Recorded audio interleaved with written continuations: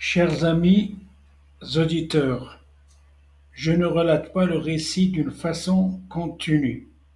Il m'arrive de m'évader afin de partager avec vous mes opinions et mes expériences personnelles. Le lendemain matin, à l'heure indiquée sur ma convocation, je me présentai pour l'examen et fus surpris de ne trouver qu'une demi-douzaine de candidats dans la salle. Un enseignant m'expliqua qu'il procédait ainsi par petits groupes. À l'heure du déjeuner, je pris un café en compagnie d'un fier ouvrier horloger qui m'éclaira avec bienveillance en me faisant un bref exposé sur cette localité frontalière du département français du Doubs, et qu'une stèle érigée à l'entrée de la ville la proclamait mère des cités de la précision, pionnière et berceau de l'horlogerie suisse. Sur les coups des 17 heures, je remis la dernière copie des épreuves et sans m'attarder en bavardage avec d'autres candidats, je quittai l'établissement. Un voile sombre enveloppait la ville, tandis qu'une fine pluie tombait. Je pressai le pas vers la gare que j'atteignis essoufflé d'avoir gravi les interminables marches d'une pente raide où l'homme avait depuis longtemps enseveli les herbes sous la caillasse. Je récupérai mon sac déposé à la consigne en arrivant le matin, puis, après avoir consulté l'horaire des départs, je pris un billet pour Lausanne. Comme le temps me le permettait, j'entrai au buffet et coup sur coup, je m'envoyai 2 bocs de cette bière suisse appelée Feldschlösschen. Par enchantement, ce breuvage eut l'effet d'apaiser mes émotions et d'enfuir au fond de ma mémoire une foule de formules savantes qui, les dernières semaines, s'entrechoquaient dans ma tête en produisant de dolentes toxines, et qui, selon la réussite ou l'échec à cet examen, ressusciteraient à la prochaine rentrée ou au calende grec. L'heure du départ s'annonça. Je pris place dans le train qui, comme il est quasi obligation dans ce pays, s'élança à la seconde près. Nous étions peu de passagers au départ du Locle. Le contrôleur se présenta en bel uniforme bleu et de s'adresser à moi dans cet accent long, propre au Suisse romand agrémenté de quelques nuances de son canton d'origine. Billet, s'il vous plaît.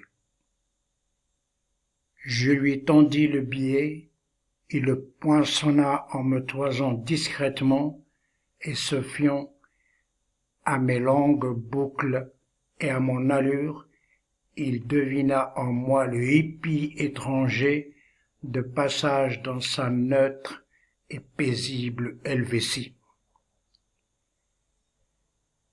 Il n'y avait pas de liaison directe jusqu'à Lausanne, et il crut utile de me rappeler cette correspondance en gare de Neuchâtel. « Comprenez-vous le français ?» me demanda-t-il. J'acquiesçai d'un signe de la tête. Alors, n'oubliez pas de changer à Neuchâtel. Prenez le train en direction de Lausanne sur le quai 3. Vous vous dépêcherez, vous ne disposez que de quelques minutes. Il ne faisait que me répéter à la virgule près les mêmes recommandations de son collègue du guichet. Néanmoins, ces détails revêtent une grande importance dans ce pays où méticulosité, ordre et propreté restent les priorités absolues. Mine de l'avoir attentivement écouté, je le remerciai. Plus tard, après avoir effectué la correspondance en gare de Neuchâtel, je me retrouvai dans le train en direction de Lausanne. Sans la lueur d'une seule étoile perçant les sombres nuages pour distinguer le paysage, mon esprit vagabonda jusqu'à l'île d'Oléron en Charente-Maritime, où je venais de séjourner 7 mois durant et où je retournerais honorer la promesse que m'avaient arraché mes patrons de reprendre mon bel emploi de factotum durant la saison estivale, ou plus longtemps si j'échouais à cet examen et, amen, Ojalá, Inch'Allah, pour que soit exaucé le vœu de mes chers employeurs, un couple ayant fait sa fortune au Zaïre et qui n'eurent de cesse de me marteler à dessein de demeurer à leur service, que les diplômes ne servaient qu'à décorer les murs des salons. J'avais découvert l'île d'Oléron lors de courtes vacances balnéaires durant l'été caniculaire de 1976. Je revenais alors de Hollande où, depuis des décennies, les citoyens de ce pays n'avaient pas connu de telle chaleur et où l'on s'inquiétait sérieusement pour les vaches, les pommes de terre et surtout les belles tulipes. Originaires de Lyon, les parents de François possédaient une propriété dans l'île. Parmi les parcelles de gazon et d'autres laissées aux herbes folles, de hauts arbres dissimulaient la maison bâtie en retrait. Hormis le logement principal, la demeure comprenait une véranda et un chai attenant qui abritait un voilier.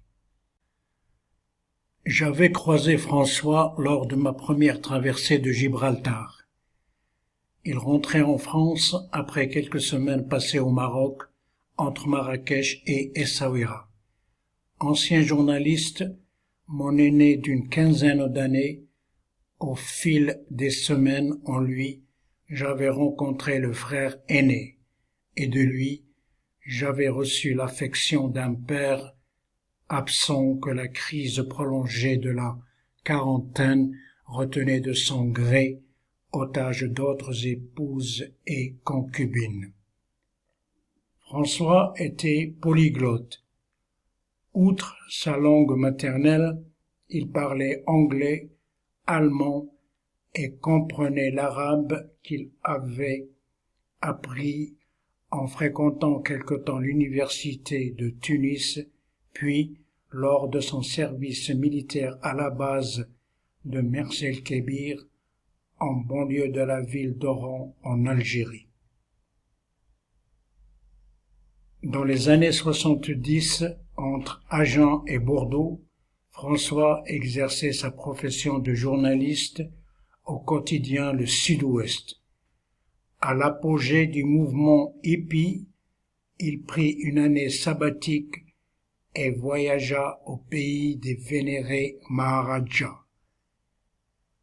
Après s'être purifié dans les eaux bénites du Gange, à Bénarès, il poursuivit sa route en autobus jusqu'à Katmandou, au Népal. Contrairement à la bénédiction espérée, les eaux du Gange semblèrent au contraire lui porter malheur.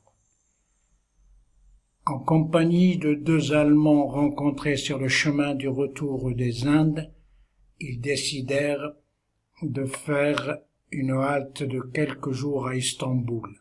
Mais, le jour même de leur arrivée, dans la chambre de l'hôtel où ils logeaient, dénoncé par un mouchard qui n'était autre que le réceptionniste, ils furent surpris par les agents de la brigade des stupéfiants en train de fumer un pétard. Lors de la fouille, une quantité d'environ 2 kilogrammes de hashish afghan fut découverte, dissimulée sous le plâtre que portait au bras l'un des deux Allemands. Comme dans d'autres pays, et notamment ceux du Triangle d'Or, en Turquie d'alors, pays où moyennant bakchiche se tolérait la culture et la consommation des stupéfiants.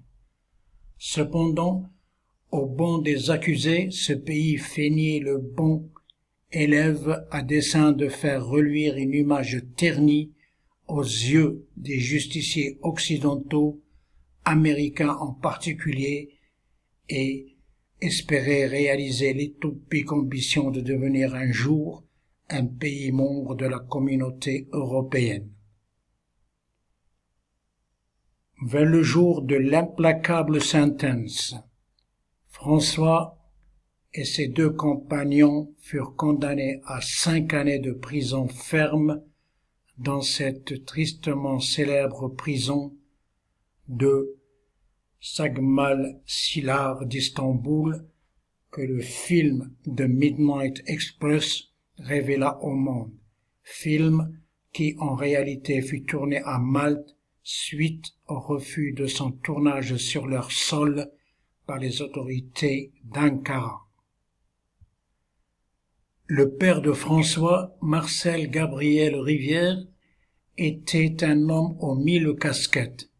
De son vivant, comme il savait que je portais la nationalité marocaine, il me taquinait en évoquant le vol de son portefeuille lors d'un séjour à Marrakech. Grand reporter et rédacteur en chef du journal Le Progrès de Lyon, grand résistant et invalide de guerre, ancien déporté au camp de concentration nazi de Dachau, maire du 4e arrondissement, puis adjoint au maire de la ville sous le mandat de Louis Pradel. Aussi, boxeur et joueur de rugby, il ne manquait une occasion de traiter les footballeurs de manchots. Et pour la petite histoire, comme reporter, il avait accompagné le général de Gaulle lors du mémorable voyage au Canada lorsque le général fut invité à reprendre immédiatement son avion et à rentrer en France après avoir lancé la phrase célèbre « Vive le Québec libre ». Décédé en janvier 1979, en hommage, une rue du 2e arrondissement de la ville de Lyon sera inaugurée à son nom, Marcel Gabriel Rivière. Durant l'incarcération de François, les autorités turques se montrèrent inflexibles. À part engraisser un margoulin d'avocats, toutes les interventions de la famille restèrent vaines. Il fallut attendre qu'il bénéficie d'une loi d'amnistie au bout de 17 mois d'emprisonnement pour qu'il soit libéré.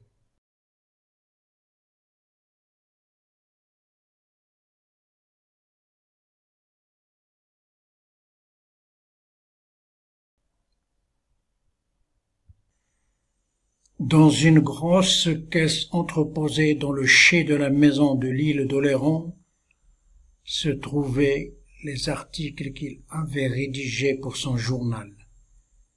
Interviews de personnalités publiques, des stars du showbiz, etc.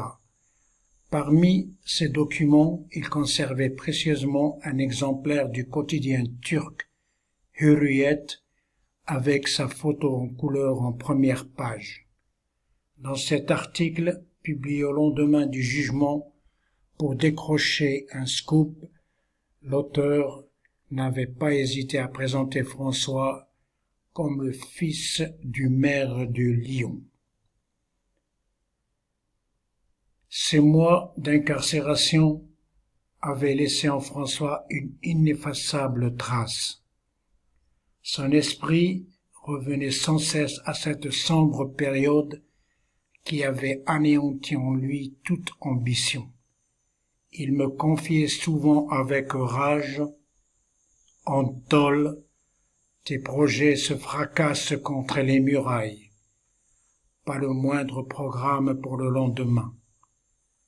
Il est intercepté et te revient en pleine figure, renvoyé par 4 murs. » Ayons, du moins physiquement, quitté le sinistre bagne, y choisi, comme un bras d'honneur à la société, de vivre en retraité sans solde, à l'écart des affaires de ce monde, sur un terrain qu'il avait acquis dans les montagnes des Pyrénées-Orientales.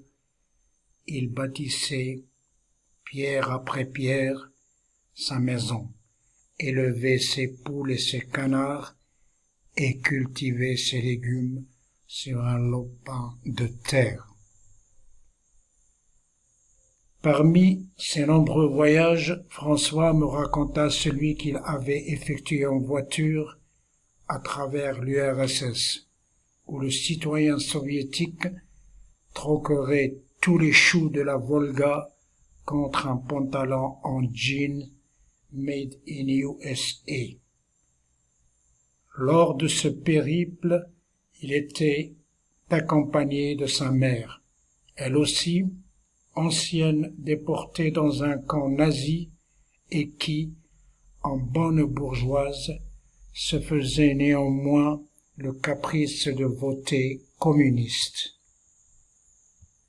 En 7 ans, en Union soviétique, afin de dissimuler aux étrangers la misère persistante de l'ère post-révolution bolchevique, les agents du Kremlin ne cessaient de leur rappeler de respecter scrupuleusement l'itinéraire officiel imposé aux visiteurs étrangers dès leur arrivée au pays des goulags.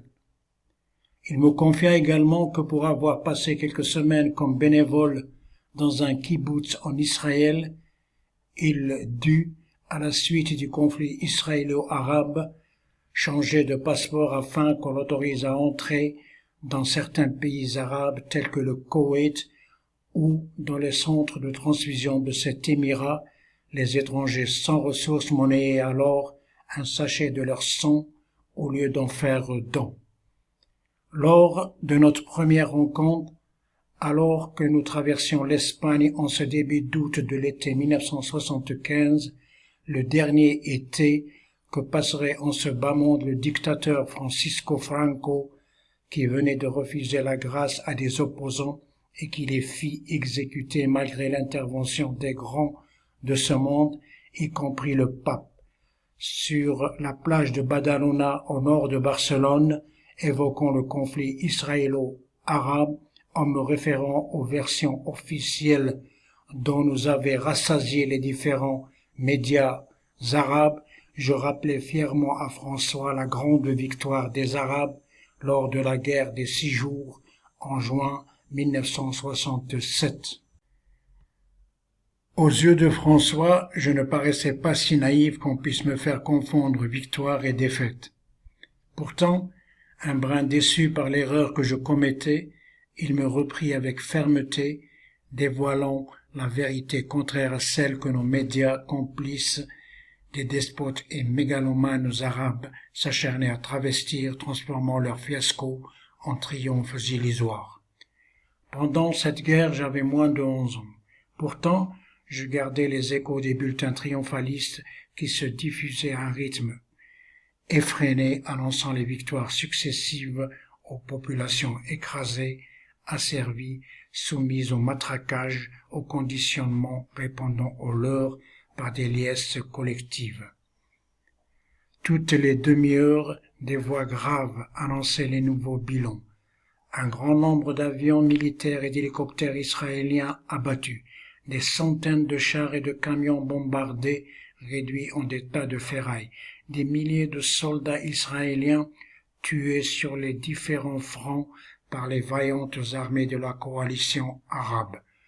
Entre allocutions et discours solennels d'hommes politiques connus et les chansons patriotiques chaque bulletin se concluait immanquablement par le sempiternel refrain sur l'obligation de fermer les robinets de pétrole et de gaz arabes aux Anglais et aux Américains alliés des sionistes. Sur cette plage catalane de Badalona, accablée par une chaleur écrasante, s'ajoutait le choc de découvrir que, de cette guerre, Israël non seulement était sortie victorieuse, mais avait en couronnement conquis d'autres territoires au-delà de ceux attribués lors de la proclamation de l'État d'Israël en 1948 à l'issue du mandat britannique, ainsi que de ceux annexés en 1949 en Judée, en Galilée et au Negev, année où Israël devint membre de l'ONU.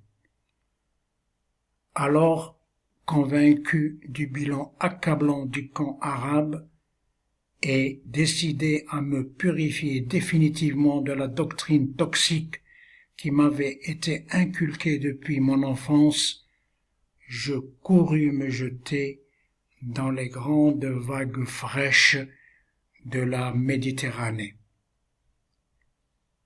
J'allais sur mes 19 ans et je reste à jamais reconnaissant à François qui, entre autres apports, m'ouvrit les yeux sur la politique menée par les dirigeants arabes, ceux-ci soutenus par des pays dits démocratiques, protégeant le despote qui sert leurs intérêts, et des médias complices prompts aux louanges et aux panégyriques contribuaient largement à perpétuer ce drame, tromper les populations leurrées, les dépouiller de leurs richesses et assassiner leurs propres frères.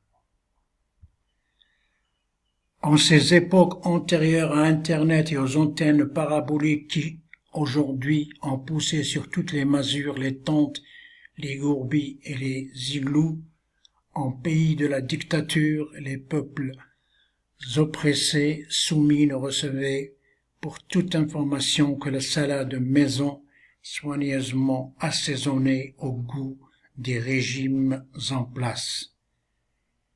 Dame censure veillait et en catimini faisait disparaître tout contrevenant. Mais hommage soit rendu au génie de la Silicon Valley qui, aux grandes dames des despotes, ont brisé ses chaînes grâce à Internet et aux moyens de communication modernes.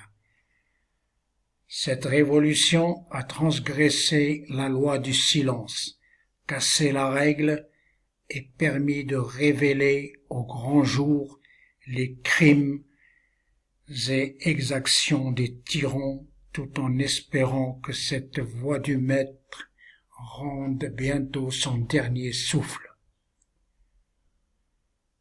Rassasié jusqu'à l'écœurement du même plat, intoxiqués pendant des décennies par ce discours unique, les peuples désormais armés de ces nouveaux vecteurs entament une véritable cure de désintoxication.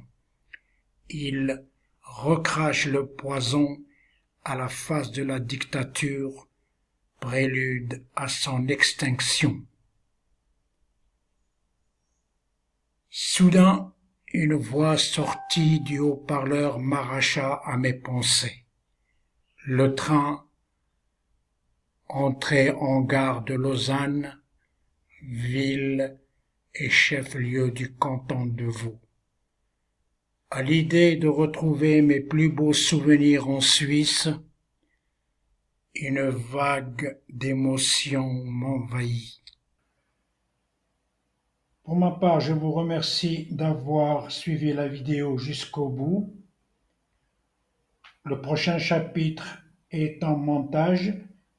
Pour ceux qui ne l'ont pas encore fait, je vous demande de vous abonner et surtout d'activer la cloche pour recevoir la notification. Je vous remercie, à très bientôt.